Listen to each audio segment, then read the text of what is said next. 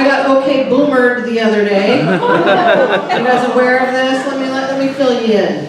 So the younger generation has invented this phrase as kind of a clapback to us for making fun of millennials. And what it is they just say, okay boomer, like they have the world at their fingertips and that's what they came up with. No, but like saying okay boomer, it sounds like you're getting ready to lecture someone, right? And I'm not about to be lectured to from someone who doesn't even know who Yoko Ono is. Yeah. And he's probably got some dumb name like Kyler. Well, let me tell you right now, Kyler doesn't know shit, all right? I bet Kyler's parents never took him to the grocery store to buy candy cigarettes so he could practice smoking.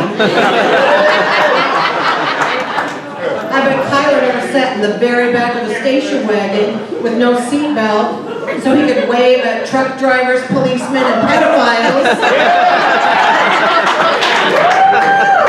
And I bet Kyler never had to look for a quarter so he could go to a payphone and call his drug dealer.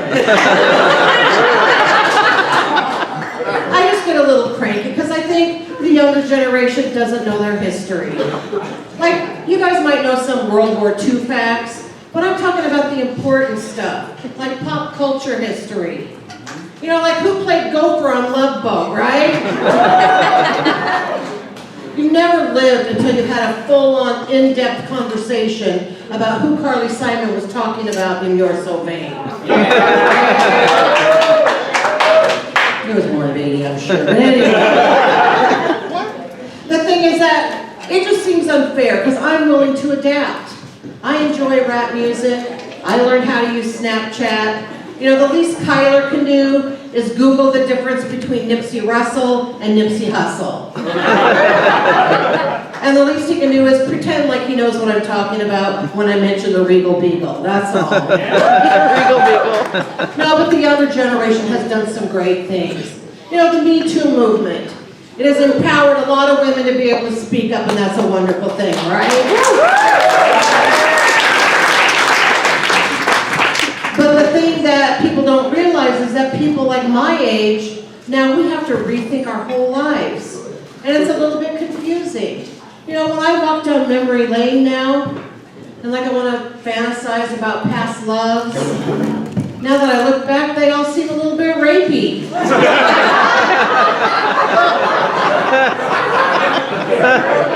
Was he the one that got away or the one that got away with it? Is my husband my soulmate or just my most persistent perpetrator?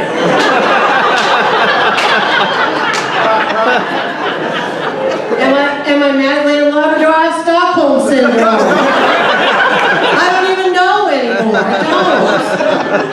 That's because we grew up in a different time. Things were different.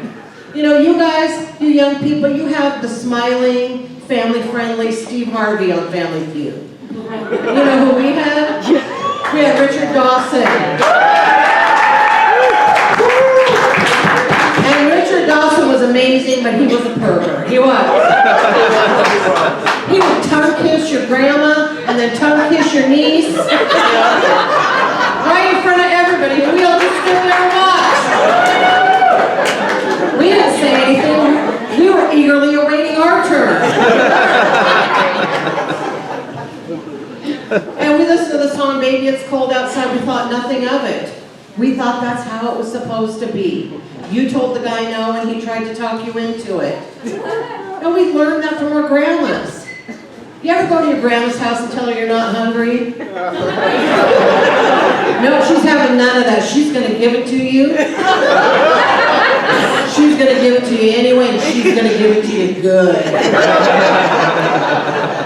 And you gotta admit that shit was delicious, you know? No, but there's no point in being mad at grandma now at the end of her life. You can change the world by being your own kind of grandma. You know, the kind of grandma where no means no. And it's gonna be really easy, because nobody wants to eat your vegan hummus bullshit anyway.